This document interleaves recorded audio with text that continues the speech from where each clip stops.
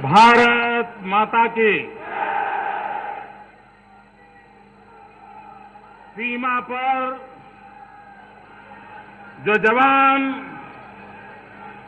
हमारी सुरक्षा में तैनात हैं, उन तक ये आवाज पहुंचनी चाहिए। भारत माता की, भारत माता की। मंच पर विराजमान पूर्व सेनाध्यक्ष आदरणीय श्री वीके सिंह जी, भारतीय जनता पार्टी के सभी वरिष्ठ नेतागण, मंच पर विराजमान भारत को गौरव दिलाने वाले, अपना खून पसीना एक करके हम लोगों को सुख चैन की जिंदगी देने वाले सेना के पूर्व सभी अफसर भाई बहन और विशाल संख्या में आए हुए पूर्व सैनिक भाइयों और बहनों,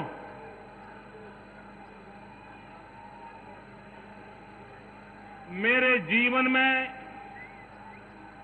इतनी बड़ी मात्रा में सेना के पूर्व अधिकारी और सेना के पूर्व सैनिक, इनके बीच आने का, बैठने का मुझे सौभाग्य मिला है। ये मैं मेरे जीवन का एक बहुमूल्य अवसर मानता हूं। और जब मैं आज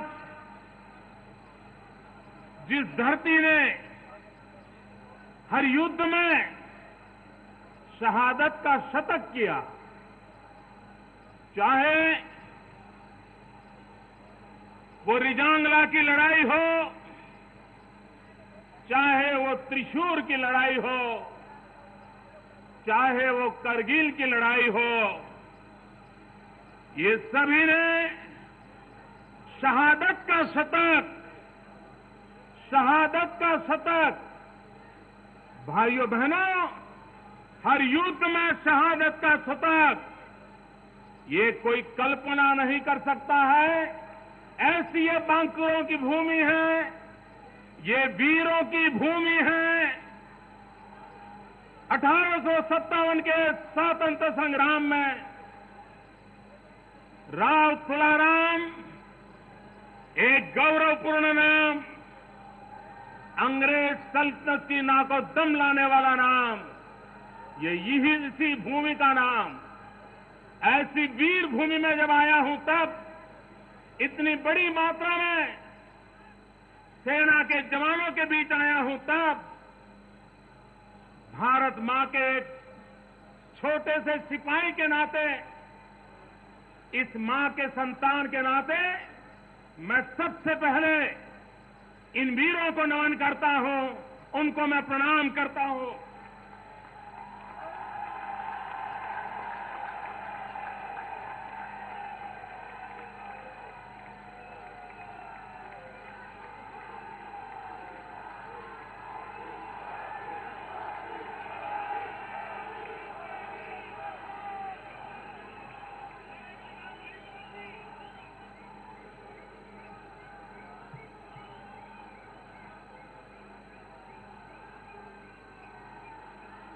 भाइयों बहनों,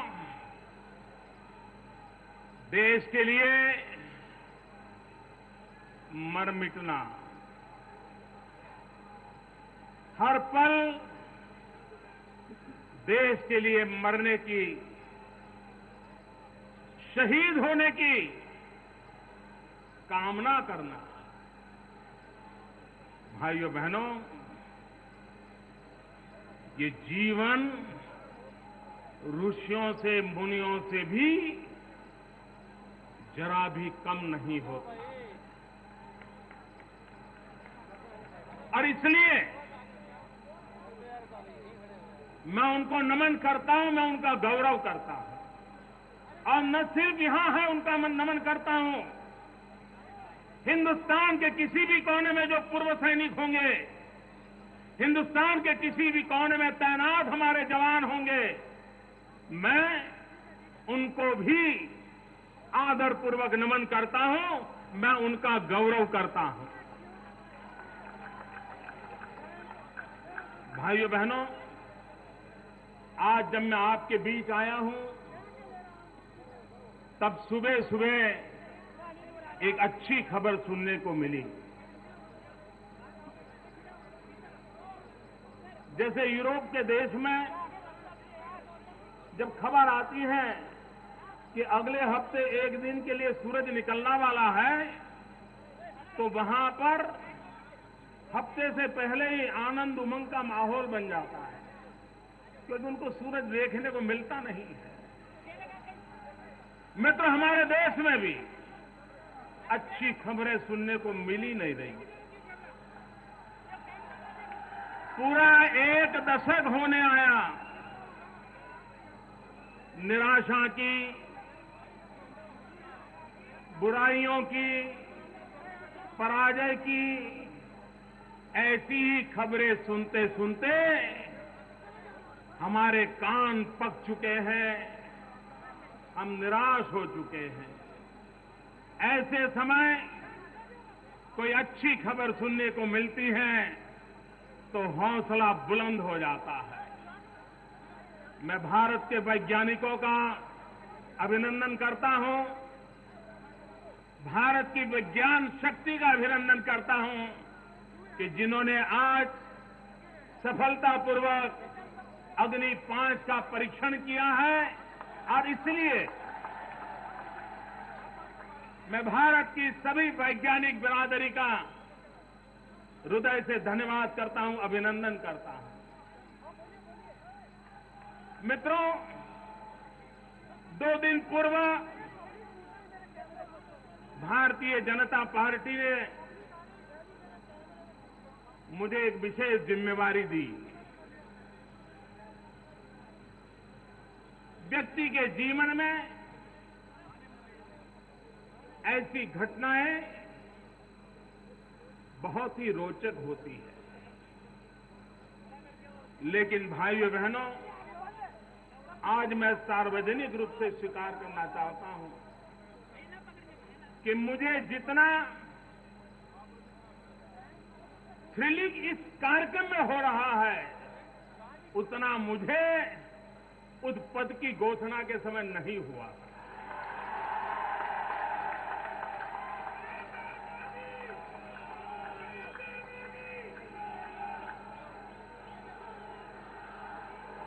और ये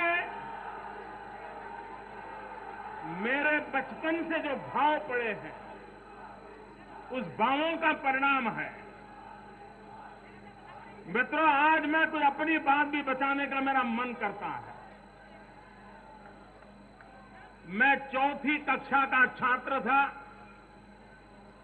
गरीब परिवार से था, 2 रुपये एक साथ कभी देखे नहीं थे,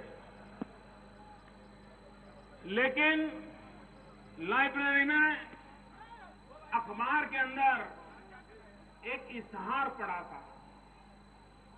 4वीं कक्षा में था मैं, और उसमें लिखा था कि गुजरात के जामनगर के पास बालाछड़ी में एक सैनिक स्कूल है। उस सैनिक स्कूल में अगर कोई जाना चाहते हैं तो यहां पत्र व्यवहार करें। प्लीज मित्रों, please, I know your trouble, but it's very difficult. Police के मित्रों को मदद कीजिए जरा, ये कैमरामैन को थोड़ी मदद कीजिए। थैंक यू दोस्तों, आपके कोऑपरेशन के लिए मैं आपका आभारी हूं। मित्रों, मैं 4वीं कक्षा में 2 रुपये जमा किए, और 2 रुपये जमा करके मैंने जिंदगी में पहली बार पोस्ट ऑफिस देखी। पोस्ट ऑफिस के पोस्ट मास्टर की मदद ली, उनको मदद लेकर के मैंने मनी ऑर्डर किया जामनगर सैनिक स्कूल को। उनसे मैंने प्रोस्पेक्टस मंगवाया। उस समय वो 2 रुपए में मिलता था। मन में ऐसा लगता था उस उम्र में कि देश की सेवा करना मतलब सेना में जाना। ये मेरे मन में घुस गया था। किसी के सुना नहीं था, ऐसे ही विचार आते थे। प्रोस्पेक्टस आ गया, मैंने एक दूसरे टीचर की मदद की, भर करके भेज दिया। अब उसके एग्जाम के लिए मुझे जाना था, टिकट के पैसे चाहिए। पिताजी से मैंने कहा कि मुझे ऐसे स्कूल में जाना है, उसका एंट्रेंस एग्जाम है, मुझे टिकट के लिए कुछ खर्चा चाहिए। पिताजी ने कहा, बेटा ये अपने बस का बात नहीं है, हम ये सब नहीं कर सकते, तुम यहीं गांव में पढ़ लेना। मेरा वो सपना टूट गया, मैं नहीं जा पाया। मन में वो कसक बनी रही कि मैं सेना में जाने के इरादे से सैनिक स्कूल में जाना चाहता था, नहीं जा पाया। और ये जामनगर की बालाछड़ी की वो सैनिक स्कूल है जहां आपके मुख्यमंत्री हुड्डा जी भी वहीं पढ़े हुए हैं। ये हुड्डा जी ने गुजरात का नमक बहुत खाया है।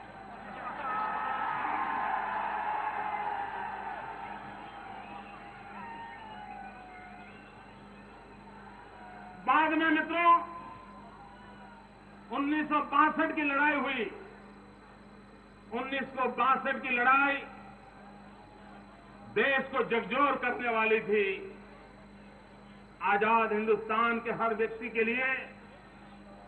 तब तो मैं 6वीं 7वीं कक्षा में पढ़ता था।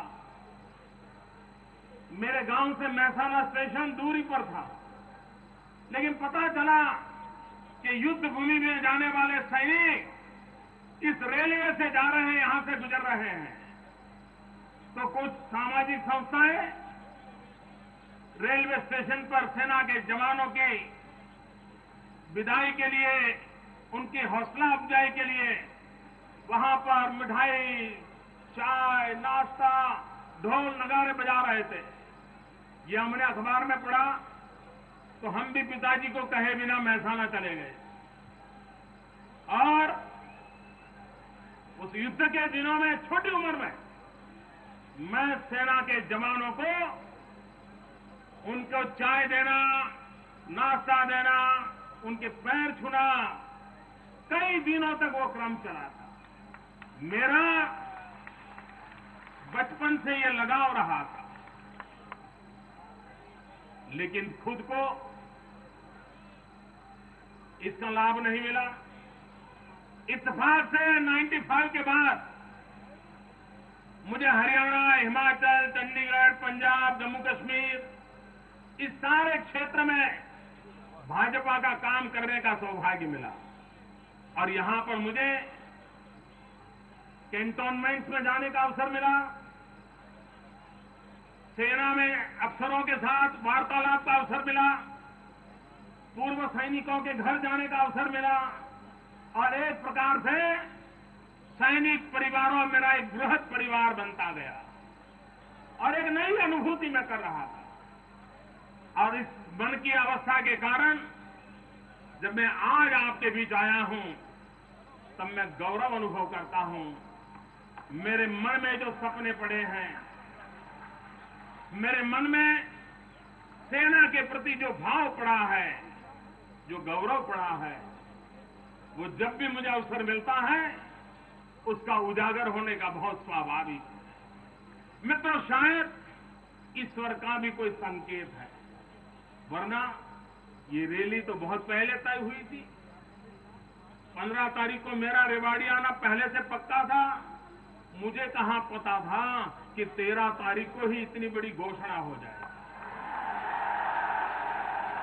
और उसके बाद पहला कार्यक्रम जो मेरे दिल को छूने वाला कार्यक्रम है, वो पूर्व सैनिकों के बीच आने का कार्यक्रम हुआ। ये भी कोई ईश्वरीय संकेत है। मित्रों, मैंने हरियाणा में बहुत काम किया है। मैं यहां के गांव-गांव, गली-गली से परिचित रहा हूं।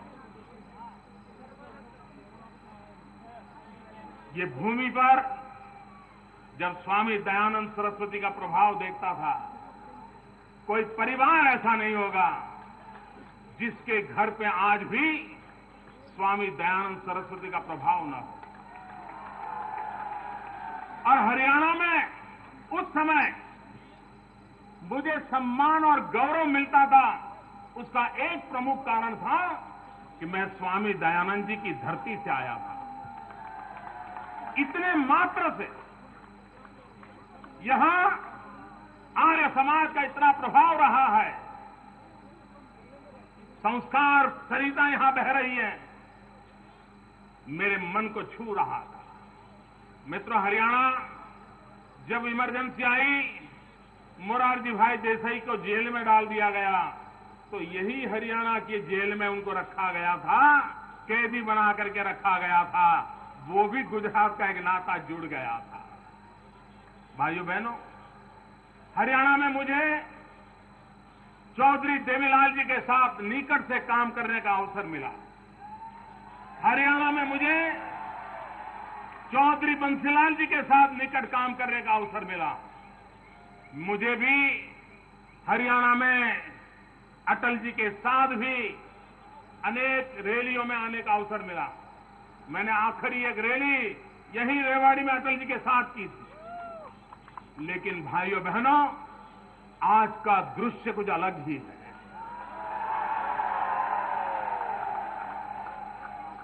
किसी कैमरे की ताकत नहीं है कि इस दृश्य को अपने कैमरे में समाहित कर पाए।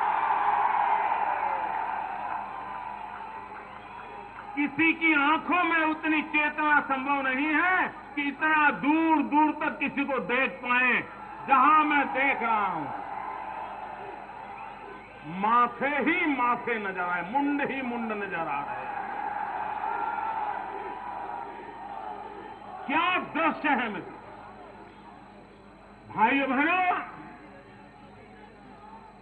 ये हरियाणा की धरती से उठी हुई परिवर्तन की पुकार है। ये हरियाणा की धरती ने दिल्ली की सल्तनत को आज ललकारा है। भाइयों बहनों,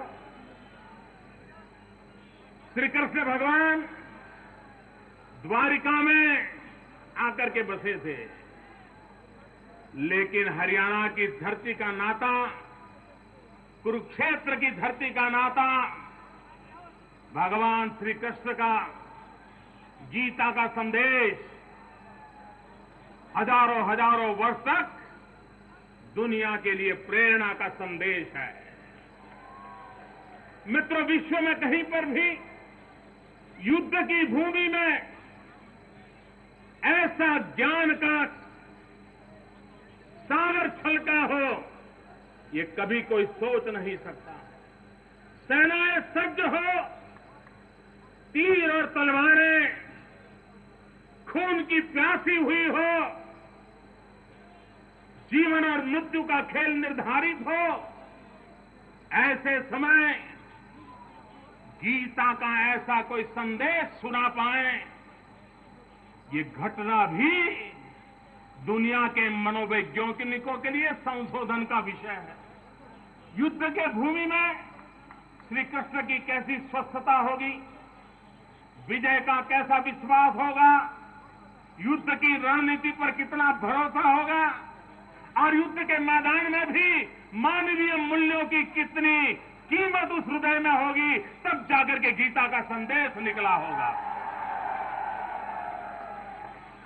भाइयों बहनों, जब सेना के बीच खड़े हो, युद्ध की भूमि में खड़े हो, उस समय नेतृत्व और दिशा देने वाले व्यक्ति का सामर्थ्य होता है कि उसमें विजय का विश्वास चाहिए, उसमें सामर्थ्य चाहिए, उसमें रणनीतिक कौशल्य चाहिए, और खुद फ्रंट पे खड़े रह करके लीड करने का जज्बा चाहिए, तब जाकर के युद्ध जीते जाए।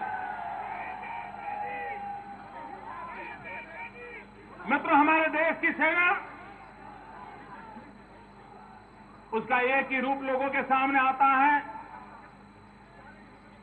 वो यूनिफॉर्म में सज्ज होते हैं, वो सीमा पर तैनात होते हैं, वो दुश्मन के दांत खट्टे करने की ताकत रखते हैं। उनको एक ही रूप में हमने देखा होता है, लेकिन ये हमारे देश की सेना का हमें गर्व है कि दुश्मनों के लिए जितनी कठोरता से वो पेश आ सकते हैं, उतनी रुजुता और मृदुता के साथ देश को संकट के समय नागरिकों की सेवा के लिए काम आते हैं। ये अद्भुत ट्रेनिंग है मित्रों। मैंने 2001 में गुजरात के भूकंप के समय सेना के जवानों ने जो काम किया है, उसको कभी भूल नहीं सकता। गुजरात मौत की चादर ओढ़ करके सोया था, तब देश की सेना के जवान आए। अनेक जीवित व्यक्ति मलबे के नीचे दबे हुए थे। जीवन और मृत्यु के बीच कोई फासला बचा नहीं था। तब देवदूत बन करके सेना के जवान आए थे और मेरे गुजरात के पीड़ितों की उन्होंने रक्षा की। ये मानवता का संदेश मेरे सेना के जवानों ने दिया था। मित्रों, अभी उत्तराखंड में इतनी भयंकर आपत्ति आई। देश के कोने कोने से आए हुए यात्री फंसे हुए थे। घर जिंदा लौट पाएंगे कि नहीं भरोसा नहीं था। और तब जान की बाजी लगा करके हमारे सेना के जवान, हमारे हेलीकॉप्टर यात्रा में पीड़ित लोगों को उठा उठा करके सुरक्षित पहुंचाने के लिए दिन रात मेहनत कर रहे थे। और युद्ध के मैदान में नहीं, दुश्मनों की गोलियों से नहीं, उत्तराखंड के पीड़ितों की सेवा करते करते, यात्रियों की सेवा करते करते हमारे जवानों ने जीवन दे दिया। भाइयों बहनों, यात्रियों की सेवा करते करते जीवन देने वाले उन सेना के जवानों को मैं नमन करता हूं, उनका मैं अभिनंदन करता हूं, उनकी शहादत का गर्व करता हूं। लेकिन भाइयों बहनों, जब देश हमारे सैन्य के इस पराक्रम की गाथा गा रहा था, देश का हर व्यक्ति जो गंगा से, केदार से जुड़ा हुआ है, वो सेना के इस त्याग और तपस्या की गाथा गा रहा था। एक तरफ तो ये पवित्र तपस्या की गाथाएं सुनाई जा रही थी, उसी समय दूसरी तरफ पाकिस्तान के सैनिक आकर के हमारे देश की सेवा कर रहे जवानों को सीमा पर मौत के घाट उतार दें, उनको मार दिया जाए। और दुर्भाग्य देखिए, भारत के रक्षा मंत्री संसद में खड़े होकर के ये कहें कि पाकिस्तानी सेना के कपड़े पहन करके कोई आए थे। कितनी बड़ी पीड़ा होती होगी, उन शहीद परिवारों को कितनी पीड़ा होती होगी, देश की रक्षा के लिए तैनात लाखों जवानों को कितनी पीड़ा होती होगी, 125 करोड़ देशवासियों को कितनी पीड़ा होती होगी। लेकिन भाइयों बहनों, दिल्ली में बैठी हुई सरकार, इसको इसकी परवाह नहीं, उसको इसकी चिंता नहीं। उसके लिए तो ऐसी घटनाएं घटती रहती हैं। इतना ही नहीं मित्रों, निर्लज्जता की सीमा तो तब आ जाती है जो जनता के चुने हुए प्रतिनिधि मंत्री परिषद में बैठे हुए व्यक्ति ये बयान दे दें कि सेना में तो लोग बनने के लिए ही तो जाते हैं। इससे बुरा कोई व्यवहार नहीं हो सकता है। इससे बड़ा सेना के जवानों का अपमान इस देश में किसी राजनीतिक दल ने नहीं किया होगा, किसी राजनेता ने नहीं किया होगा। जो अपमान, अगर आप आंसू नहीं बहा पाते हो तो मत बहाओ। आप आपके हृदय में पत्थर बसे हो तो बसने दो, लेकिन मेरे देश के लिए जीने मरने वाले सैनिकों का अपमान मत करो।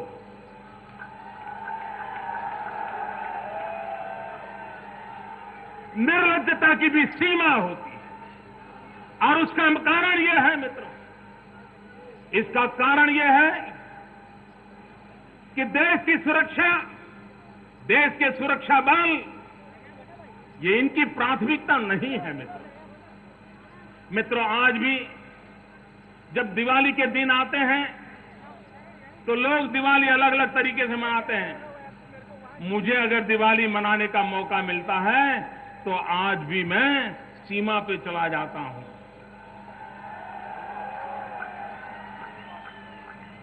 उन जवानों के साथ दिवाली बिताता हूं, उनके सुख दुख बांटता हूं। हमारे गुजरात की सीमा पाकिस्तान से सटी हुई है। आजादी के इतने साल हो गए, पीने का पानी ऊंट पर भर भर करके लाया जाता है। 800 करीब ऊंट पीने के पानी को लाने के लिए तैनात थे। मैं जब गया, मैंने पीड़ा देखी। मैं तो गुजरात के पूर्व छोर से पानी उठाया, 700 किलोमीटर लंबा पाइपलाइन डाला और सीमा के आखिरी पॉइंट पर पीने का नर्मदा का शुद्ध जल पहुंचाया मित्र। ये बजट के कारण नहीं होता है, ये पाइप डालने की टेक्नोलॉजी है इसलिए नहीं होता है। ये होता इसलिए है कि सीमा पर काम करने वाले जवान के प्रति सम्मान का भाव हमारे जज्बे में भरा हुआ है। तब जाकर के होता है, तब हमारी ये प्रायोरिटी बनती है। 65 की लड़ाई हुई थी हमारे यहां, कोई शहीद स्मारक नहीं था। मेरे सभी अधिकारियों को मैं गर्व से जानकारी देता हूं, हमने पाकिस्तान की सीमा पर भारत के उन वीर शहीदों का स्मारक बनाया, उसको लोकार्पण किया और हमारे टूरिस्ट मैप पर लगाया है। और मेरे देश के नौजवानों से मैं प्रार्थना करता हूं, जब भी यात्रा पे जाने का मौका मिले, सीमा पर उस बनाए हुए शहीद स्मारक को जाके सलाम करें। इससे चेतना मिलती है, संस्कार मिलते हैं। भाइयों बहनों, आज देश की नीतियों का क्या हाल हो गया है मित्रों। भाइयों बहनों, आए दिन हम संकटों से घिरते चले जा रहे हैं। पाकिस्तान अपनी हरकतों को छोड़ नहीं रहा है। चीन आए दिन आंखें दिखाता रहता है, हमारी धरती पर घुस जाता है। इतना ही नहीं, ब्रह्मपुत्रा की नदी का पानी रोकने पर उतारू है, अरुणाचल प्रदेश को हड़प करने पर उतारू है। मेरे भाइयों बहनों, क्या ये सब सेना की कमजोरी के कारण हो रहा है? ये पड़ोसी देश हमें परेशान कर रहे हैं, ये सेना की कमजोरी के कारण, सेना की कमजोरी के कारण। मित्रों, समस्या सीमा पर नहीं है, समस्या दिल्ली में है।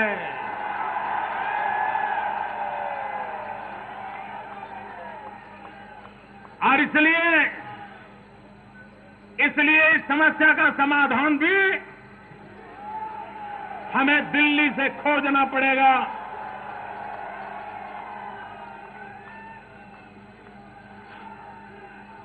यह समस्या का समाधान भी जब तक दिल्ली में सक्षम सरकार न बने, देशभक्ति से भरी हुई सरकार न बने, हिंदुस्तान के जन जन की रक्षा के लिए प्रतिबद्ध सरकार न बने, तब तक सैन्य कितना ही सामर्थ्यवान क्यों न हो, साधन कितने ही आधुनिक क्यों न हो, हम सुरक्षा की गारंटी नहीं ले सकते हैं। भाइयों बहनों, सचमुच में तो भारत का सामर्थ्य इतना बड़ा देश है, 125 करोड़ देशवासी हैं। हिंदुस्तान ने जितने जवान आजादी के बाद युद्ध में गंवाए हैं, उससे ज्यादा जवान आतंकवादियों की गोलियों से गंवाए हैं, माओवादियों की गोलियों से गंवाए हैं, विघटनकारी शक्तियों से गंवाए हैं। भाइयों बहनों, यूनाइटेड नेशन उसका जन्म हुआ दुनिया को विश्व युद्ध से बचाने के लिए।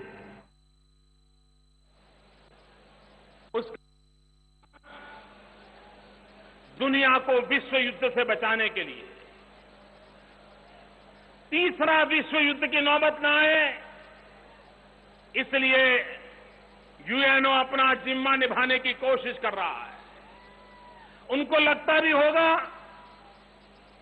कि इतने साल हो गए, तीसरे विश्व युद्ध की नौबत नहीं आई, लेकिन मैं आज सार्वजनिक रूप से कहना चाहता हूं, यूएनओ को गर्व नहीं करना चाहिए, क्योंकि अब युद्ध ने अपना रूप बदल दिया है, युद्ध ने अपने रंग बदल दिए हैं, युद्ध ने अपने तौर तरीके बदल दिए हैं। और इसके कारण प्रथम और द्वितीय विश्व युद्ध में जितने देश, जितनी जनसंख्या युद्ध के कारण परेशान थी, उससे ज्यादा देश, ज्यादा जनसंख्या प्रॉक्सी वॉर से परेशान है, छद्म युद्ध से परेशान है, और उस युद्ध का नाम है आतंकवाद, उस युद्ध का नाम है माओवाद। और इसलिए समय की मांग है कि पूरे विश्व में आतंकवाद के खिलाफ, माओवाद के खिलाफ, हिंसा के खिलाफ एक जनमत तैयार होना चाहिए। अगर भारत के पास सामर्थ्यवान नेतृत्व अगर होता है, तो विश्व के अंदर आतंकवाद के खिलाफ, माओवाद के खिलाफ, हिंसा के खिलाफ जनमत इकट्ठा करना मुश्किल काम नहीं है। भाइयों बहनों, आज जब मैं हरियाणा की धरती पर आया हूं, तब अटल जी अडवाणी जी के काल की सरकार को याद करना मुझे अच्छा लगता है, इसलिए कि अटल जी की विदेश नीति की एक विशेषता रही कि हम दिन रात कश्मीर किसका, इसी की लड़ाई में उलझे हुए थे। आए दिन उसी की डिबेट होती थी, उसी के जवाब देते रहते थे। ये अटल जी की कूटनीति का परिणाम था कि उन्होंने पूरे विश्व को आतंकवाद पर चर्चा करने के लिए मजबूर कर दिया था, और पूरा विश्व दो खेमे में बंट गया था। एक खेमा था जो मानवतावाद में विश्वास करते हैं, और दूसरा खेमा था जो आतंकवाद में भरोसा करते हैं, आतंकवाद को पनपाते हैं। और उसके कारण दुनिया पाकिस्तान को सुनना बंद कर दिया था। दुनिया में पाकिस्तान की चलती नहीं थी, वो दिन आ गए थे। लेकिन भाइयों बहनों, पिछले 9 साल में आज विश्व में आतंकवाद के प्रति जो गुस्सा पैदा होना चाहिए, वो नहीं होता, और कुछ देश मानवता के साथ खिलवाड़ कर रहे हैं। वो अपने आप को बड़े बड़ा मानने वाले देश मानवता के साथ खिलवाड़ कर रहे हैं, क्योंकि वे अपने देश की राजनीति के अनुकूल सिलेक्टिव आतंकवाद के संबंध में ही चर्चा करते हैं। आतंकवाद के साथ सिलेक्टिव व्यवहार नहीं हो सकता है। आतंकवाद मानवता का दुश्मन है।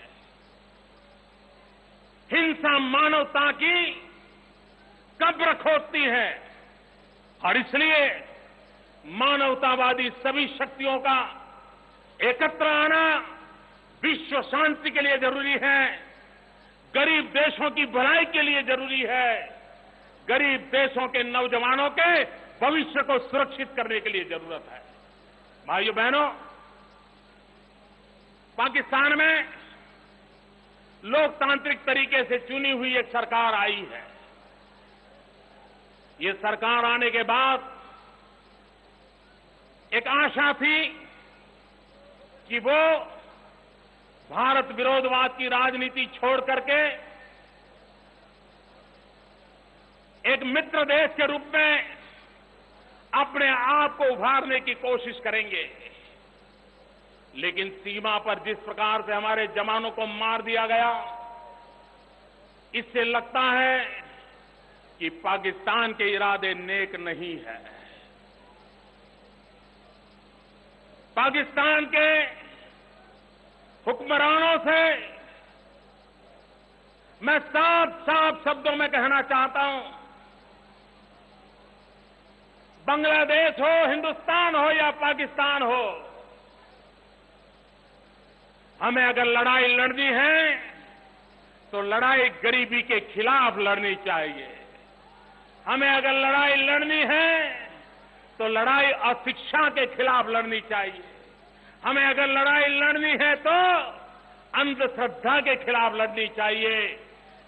मैं पाकिस्तान के मित्रों को कहना चाहता हूं, ये बम, बंदूक, पिस्तौल, ये आतंकवाद का गर्भाधान करने की प्रवृत्ति आपका 60 साल में अब तक कोई भला नहीं किया है। पाकिस्तान के हुक्मरान समझिए, 10 साल के लिए आप पाकिस्तान की धरती पर आतंकवादियों को पैर नहीं रखने देंगे, आतंकवादियों को रक्षा नहीं करेंगे, आतंकवादियों का ब्रीडिंग ग्राउंड नहीं बनने देंगे। 10 साल करके देखिए, मैं दावे से कहता हूं, पिछले 60 साल में पाकिस्तान की जो प्रगति नहीं हुई है, उससे अनेक गुना प्रगति पाकिस्तान की होगी। पाकिस्तान के नौजवानों का भला होगा, पाकिस्तान गरीबी से बाहर आएगा। इतना ही नहीं, ये युद्ध की मानसिकता छूटने के कारण, ये आतंकवादी हरकतों के कारण हिंदुस्तान भी जो आपने युद्ध भूमि में परिवर्तित कर दिया है। पहले तो लड़ाई सीमा पर होती थी, सैनिकों के बीच होती थी, वो अपनी अपनी ताकत से लड़ाई लड़ते भी थे, जीतते भी थे। लेकिन जब आप हिंदुस्तान की सेना को पराजित नहीं कर पाए, तो आपने निर्दोष नागरिकों को मौत के घाट उतारने वाली लड़ाई का खेल शुरू किया। निर्दोष नागरिकों को मार करके पाकिस्तान की धरती से आए हुए आतंकवादी, क्रॉस बॉर्डर टेररिज्म न पाकिस्तान का भला कर सकता है, न हिंदुस्तान का भला कर सकता है, न बांग्लादेश का भला कर सकता है। और इसलिए भाइयों बहनों, मैं आज साफ साफ शब्दों में पाकिस्तान को कहता हूं कि भले आपका जन्म भारत विरोधी राजनीति में से हुआ हो, जन्म भले भारत विरोधी हुआ हो, लेकिन आपका जीवन भारत विरोध के भरोसे नहीं चल सकता। आपकी प्रगति भारत विरोध के भरोसे नहीं हो सकती।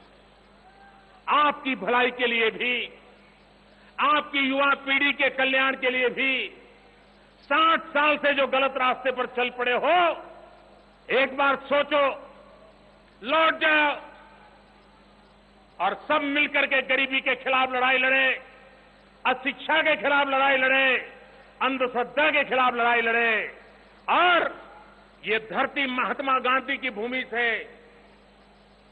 विश्व को शांति का संदेश देने का सामर्थ्य पैदा करे, ये मकसद लेकर के चलना होगा।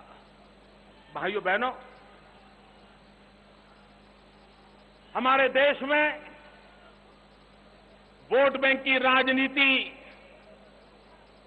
ये वोट बैंक की राजनीति का खेल इतना घिनौना हो गया है। चप्पे चप्पे पर वोट बैंक की राजनीति की दुर्गंध आती है, बू आती है। टुकड़े टुकड़ों में समाज को तहस नहस कर दिया गया है। और जो दिन रात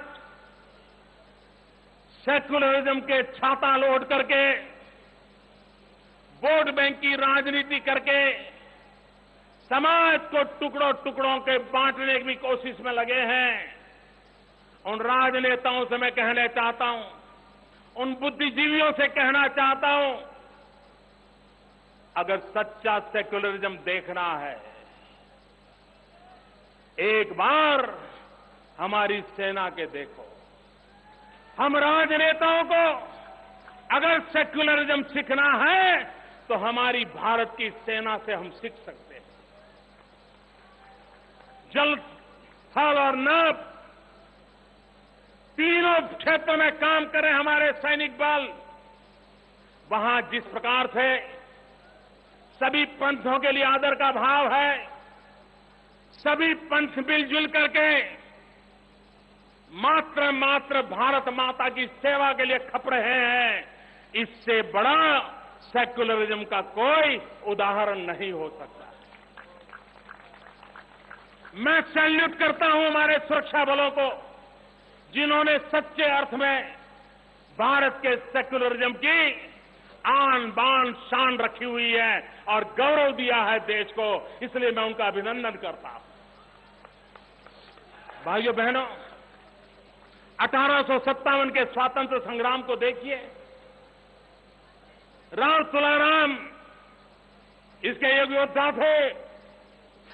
1857 का स्वातंत्र संग्राम में भी सेना में हिंदू मुसलमान थे, लेकिन 1857 के स्वातंत्र संग्राम भी सेक्युलरिज्म की एक मिसाल है कि कंधे से कंधा मिला करके किसी पंथ संप्रदाय का क्यों न हो, दोनों मिलकर के लड़े थे। ये मिसाल आज भी कायम है, आज भी वो परंपरा हमारी सेना निभा रही है। पहली बार सत्ता भूख में डूबे हुए वोट बैंक की राजनीति में तोड़ना फोड़ने की प्रवृत्ति करने वाले राजनेताओं ने भारत की सेना के इन महान गुणों को, भारत की सेना के इस महान चरित्र को दाग लगा दिया। पहली बार इस देश में सच्चर कमेटी के माध्यम से सेना के अंदर कौन हिंदू है कौन मुसलमान है इसकी गिनती कराने का हुक्म किया। पाप किया है, इन लोगों ने पाप किया है। भारत की सेना जो सिर्फ भारत मां की भक्ति में डूबी हुई है, हर पंथ परंपरा का सम्मान करने की परंपरा को लेकर जी रही है, उसको भी संप्रदाय के रंगों से रंगने का पाप वोट बैंक में डूबे हुए दिल्ली के राजनेता करते रहे हैं। मैं सेना के उन नायकों का अभिनंदन करता हूं जिन्होंने दिल्ली की सल्तनत को दो टूंग सुना दिया कि सेना का चरित्र कोई बदल नहीं सकता। हमारे सेक्युलरिज्म को कोई चुनौती नहीं दे सकता। हम सेना के भीतर संप्रदाय के आधार पर कोई गिनती नहीं होने देंगे। हमारा हर फौजी भारत मां का लाल होता है। भाइयों बहनों, ये बहुत बड़ा काम किया है सेना के जवानों ने, लेकिन इन लोगों को, मेरे सेना के जवान, मेरे पूर्व सैनिक, इन लोगों को कभी माफ मत करना जिन्होंने दूध में भी दरार करने की कोशिश की। भाइयों बहनों,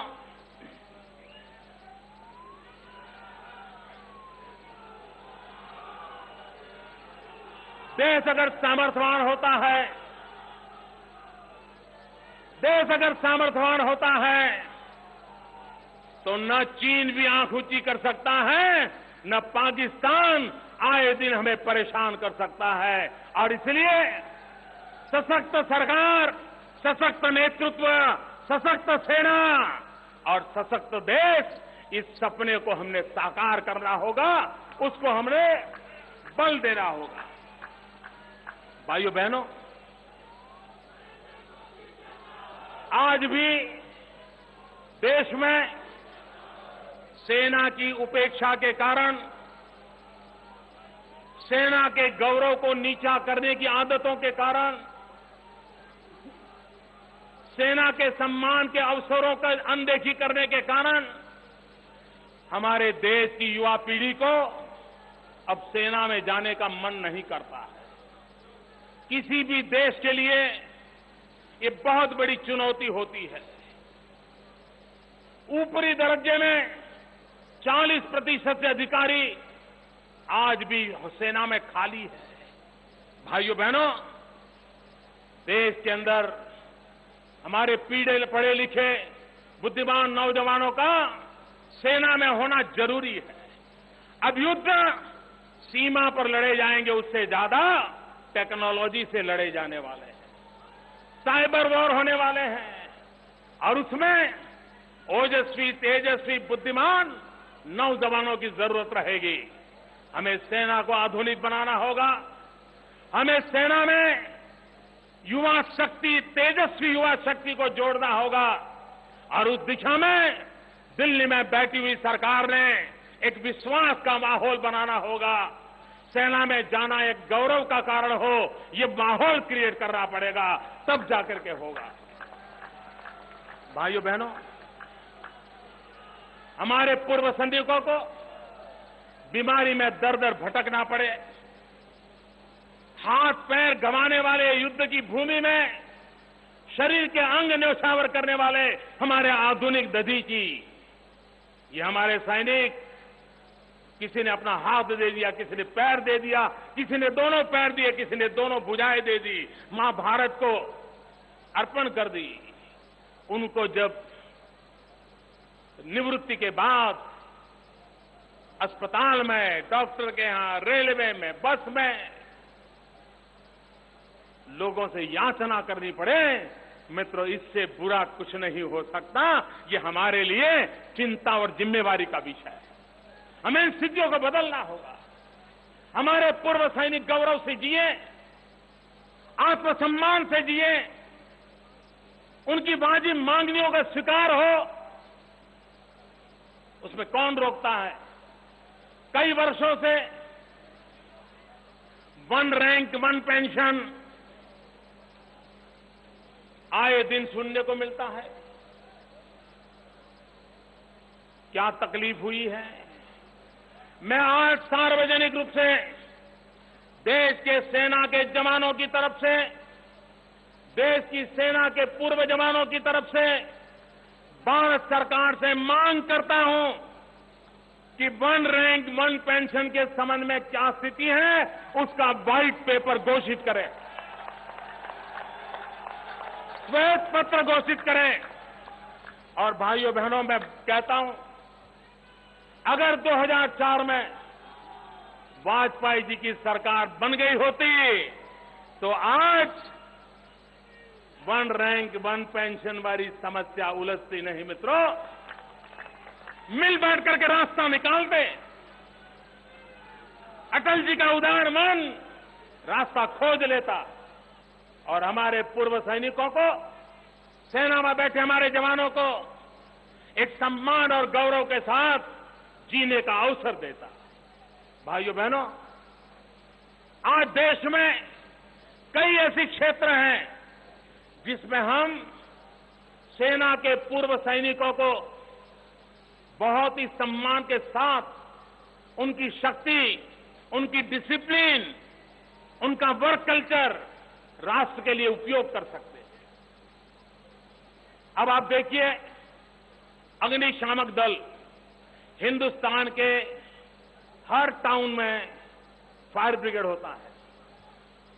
क्या कभी हम सोचे कि हमारे इन अग्निशामक दल के लिए ये पूर्व सैनिक अगर लगा दिए गए, इस देश में कभी आग नहीं लग सकती?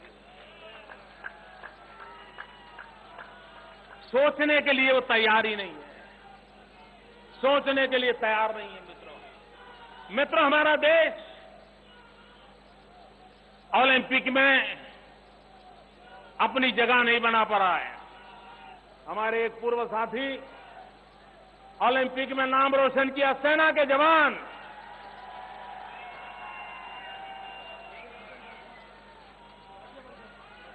भाई राजवर्धन राठौड़ आज हमारे बीच में है, जिन्होंने भारत का गौरव बढ़ाया था, ओलंपिक में पदक लेकर आए थे। सेना के जवान कैंटोनमेंट में होते हैं। अगर ये देश तय करे कि सेना के जवानों को स्पेशल ट्रेनिंग देके स्पोर्ट्स की, उनके कौशल्य को तैयार करके, क्या हम ओलंपिक में रंग नहीं ला सकते? ला सकते हैं मित्रों, लेकिन कोई सोचने वाला तो चाहिए। उनके पास समय नहीं है, या तो सोचने के लिए ईश्वर ने वैक्यूम रखा हुआ है और उसके कारण कोई नई सोच नहीं। मित्रों, मेरे गुजरात में जब मैं नया नया आया तो बिजली की चोरी बहुत बड़ी मात्रा में होती थी। हमने क्या किया, एक्स सर्विसमैन का पूरा एक दल गठित कर दिया।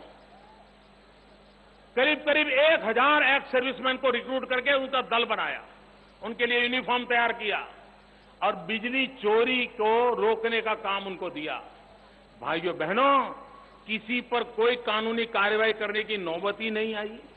ये सेना के जवान के कपड़े देखते ही इसका इतना मोरल इंपैक्ट होने लगा कि चोर को लगने लगा, अरे सेना का जवान आया है, मैं चोरी कर रहा हूं। चोरी बंद हो गई दोस्तों।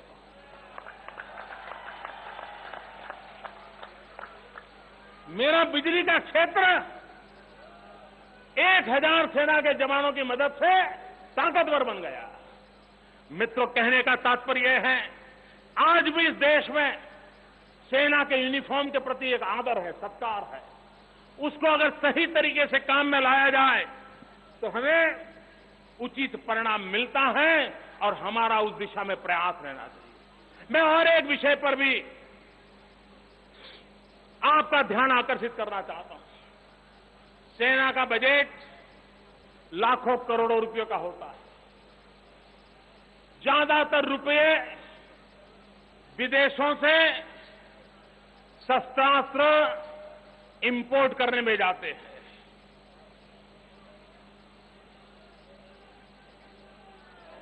₹125 करोड़ का देश हो,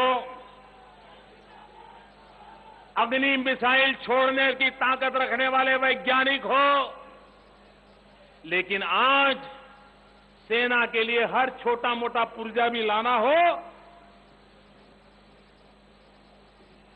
सेना के लिए छोटा मोटा पुर्जा भी लाना हो तो विदेशों से लाना पड़ रहा है। ये किसका इंटरेस्ट है? और दिल्ली में बैठे हुए शासकों को सेना के हाल क्या है उसके लिए तो समय नहीं है, लेकिन अगला टेंडर कब निकलने वाला है उसमें रुचि ज्यादा है। क्योंकि अरबों खरबों रुपयों का कारोबार होता है, ये छोटी छोटी चीजों में क्यों खेले?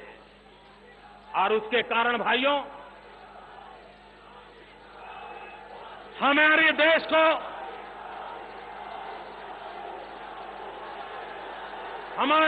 को युद्ध के लिए जो शस्त्रास्त्र चाहिए, जो सरंजाम चाहिए, उस पर देश को आत्मनिर्भर होना चाहिए। इतना ही नहीं, अरे 125 करोड़ का देश हो, इतने नौजवान हो, इंजीनियर हो, टेक्नोलॉजी हो, हमें तो सपना देखना चाहिए कि दुनिया के जितने भी देश शस्त्र खरीदते हैं, आने वाले दिनों में उनको शस्त्र बेचने का काम हम करें।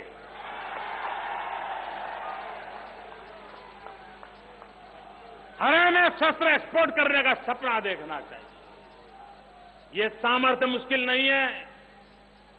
मित्रों, मेरा प्रदेश तो बहुत छोटा सा रहा, लेकिन हमने हमारी कॉलेजेज में इंजीनियरिंग स्टूडेंट्स को डिफेंस इक्विपमेंट मैन्युफैक्चरिंग के कोर्सेज शुरू किए हैं।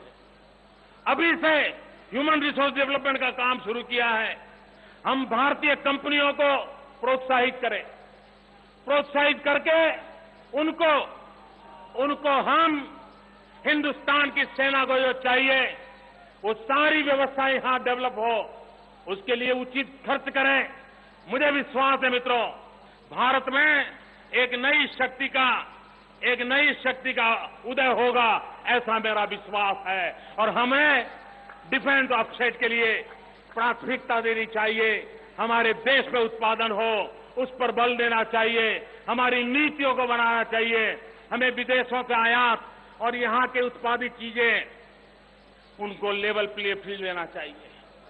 संशोधन में हम पराक्रम करते हैं, लेकिन हाल क्या है मित्रों, जब विदेशों से हम युद्ध का सामान लेते हैं, तब जब कभी युद्ध होता है और जिस देश से हम सैनिकों के लिए शस्त्र लेते हैं, अगर उस देश की विदेश नीति उस समय हमारे अनुकूल नहीं है, अरबों खरबों रुपये चुकाने के बाद भी युद्ध के समय वो शस्त्र पहुंचाना बंद कर देता है। भूतकाल में हिंदुस्तान ने ये के अनुकूल नहीं है, इसलिए बंद कर देते हैं। भाइयों बहनों, अगर हम विदेशों से सामान लेते रहें और कल भयंकर युद्ध हो गया और जो देश हमको दे रहे हैं वो उस समय अगर बंद कर दे तो हमारा हाल क्या होगा, आपने सोचा है? और इसलिए हमारे पास अपनी शक्ति होनी चाहिए, अपना सामर्थ्य होना चाहिए। और इसलिए हमारे पास अपनी शक्ति होनी चाहिए, अपना सामर्थ्य होना चाहिए। और इसलिए देश की युवा शक्ति का हमें उपयोग करना चाहिए। भाइयों बहनों, हम में से बहुत लोग हैं जो सैन्य में जाकर के भारत मां की रक्षा नहीं कर पाए हैं। सैनिक बनने का सौभाग्य नहीं मिला है, लेकिन भाइयों बहनों, भारत मां की उत्तम सेवा करने का एक और अवसर भी जीवन में आता है, और वो अवसर होता है मताधिकार। मैं आज देश के नौजवानों को कहना चाहता हूं, बच्चा जब पहली बार स्कूल जाता है, पूरे घर में एक आनंद होता है कि बच्चा स्कूल जा रहा है। बच्चे का पहला जन्मदिन होता है, पूरे घर में आनंद होता है, बच्चे का जन्मदिन है। बच्चे की शादी होती है, पूरे गांव में आनंद छा जाता है, फलाने के बेटे की शादी होती है। लेकिन भारत के संविधान ने हमको एक ऐसी सौगात दी है, वो सौगात जब मिलती है तब हमें पता तक नहीं होता है कि इतनी बड़ी सौगात मिली और हमें पता तक नहीं। मित्रों, 18 साल की उम्र में हम जब मत के अधिकारी बन जाते हैं, ये भारत के संविधान ने दी हुई हमें सबसे बड़ी गिफ्ट होती है। उसका गौरव होना चाहिए। अरे जिसको भी 18 साल गौरव होता है उसको बधाई देनी चाहिए, एक माहौल बनना चाहिए। और आज मैं नौजवानों से कहता हूं, अगर हम हिंदुस्तान को समर्थ बनाना चाहते हैं ना, देश को मजबूत चाहते हो, देश को ताकतवर चाहते हो, दिल्ली में मजबूत सरकार चाहते हो, तो आप एक चेक कर लीजिए, आप भारत के मताधिकार आपके पास है कि नहीं है, मतदाता सूची में आपका नाम है या नहीं है। आप अपने यार दोस्त, अड़ोसी पड़ोसी रिश्तेदार, उनके घरों में कोई 18 साल का रह तो नहीं गया, ये काम करोगे? लोगों को मतदाता बनाओगे? ये पवित्र काम है, हर पार्टी ने करना चाहिए, हर नागरिक ने करना चाहिए। और मैं पूर्व सैनिकों से प्रार्थना करता हूं, आपकी समस्याओं के समाधान के लिए आप देश के नौजवानों से जुड़िए, उनको मतदाता बनाने का अभियान उठाइए। आप देखिए, एक नई ताकत के साथ हम उभर जाएंगे। भाइयों बहनों,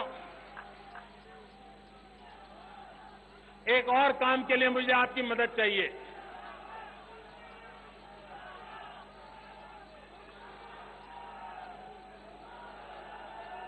भाइयों, मुझे एक और काम के लिए आपकी मदद चाहिए। करोगे? सब कोई करोगे? भाइयों बहनों, इस देश को एक करने का काम सरदार वल्लभ भाई ने किया था। सैकड़ों राजा रजवाड़ों को एक करके भारत का ये वर्तमान रूप हमें सरदार पटेल ने दिया था। लेकिन पिछले कई वर्षों से भारत की एकता करने वाले लौह पुरुष सरदार पटेल को भुला दिया गया है। सरदार वल्लभ भाई पटेल किसान थे, ये न भूले।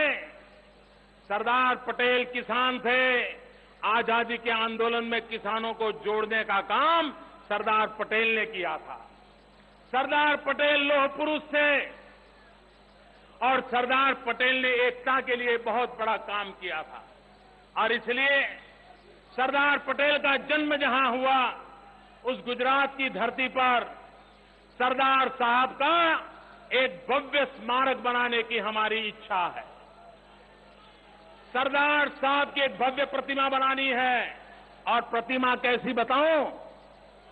आज दुनिया की सबसे ऊंची प्रतिमा जो है वो अमेरिका में स्टैच्यू ऑफ लिबर्टी है। अमेरिका में स्टैच्यू ऑफ लिबर्टी ये दुनिया की सबसे ऊंची प्रतिमा है। हम स्टैच्यू ऑफ यूनिटी बनाना चाहते हैं और स्टैच्यू ऑफ लिबर्टी से 2 गुना ऊंचा बनाना चाहते हैं। ये विश्व का सबसे ऊंची प्रतिमा बनाने का हमारा सपना है। लेकिन हम उसको सारे देश को जोड़ करके बनाना चाहते हैं। इसलिए हमारी इच्छा है कि सरदार पटेल लौह पुरुष थे, एकता के लिए काम किया था और वो किसान थे। इसलिए हमें हर गांव से लोहे का टुकड़ा चाहिए। लेकिन कोई गांव वाला कहेगा मोदी जी इतना करने की जरूरत नहीं है, हमारे गांव में एक पुरानी तोप है, ले जाओ प्रतिमा बना दो। मुझे तोप और तलवार नहीं चाहिए, मुझे लोहा चाहिए। लेकिन कौन सा लोहा? वो लोहा जो किसानों ने अपने खेत में जोतने के लिए काम किया है, उस लोहे का टुकड़ा चाहिए। क्योंकि वो किसान थे, क्योंकि वो लौह पुरुष थे, क्योंकि वो भारत माता के लिए जीते थे, मरते थे, क्योंकि उन्होंने देश की एकता का काम किया था। इसलिए हिंदुस्तान के, और हर घर से नहीं, पूरे गांव की तरफ से एक औजार 200 ग्राम 300 ग्राम से ज्यादा नहीं, और उसको पिघला करके ये जो भव्य स्मारक बनेगा उसमें आपके गांव का भी हिस्सा होगा। ऐसा एक एकता का स्मारक 31 अक्टूबर के बाद, क्योंकि ये प्रोजेक्ट 4-5 साल चलने वाला है, 31 अक्टूबर सरदार जयंती के बाद आपकी तरफ कोई न कोई आएगा, ये संदेश सुनाएगा और आपसे, आपके गांव समस्त की तरफ से किसान के काम आए हुए एक छोटे से औजार को हम ले जाएंगे और एकता के स्मारक में, विश्व के सबसे ऊंचे स्मारक में आपका भी योगदान होगा। मैं भाइयों बहनों, पूर्व सेनाध्यक्ष जी का बहुत आभारी हूं कि इस कार्यक्रम में वो आए, पूर्व सैनिकों का जज्बा बढ़ाने का काम किया। इतनी बड़ी मात्रा में सेना के सारे पूर्व अफसर आए और इतनी बड़ी तादाद में आप सब भाई बहन आए। मैं फिर से एक बार आपको नमन करता हूं, आपको प्रणाम करता हूं और मैं आपका बहुत बहुत आभारी हूं। दोनों मुट्ठी बंद करके बोलिए, भारत माता की। ऐसे नहीं, भारत माता की। दोनों मुट्ठी ऊपर, पूरी ताकत होनी चाहिए। भारत माता की। भारत माता की वंदे वंदे वंदे वंदे वंदे वंदे वंदे वंदे वंदे वंदे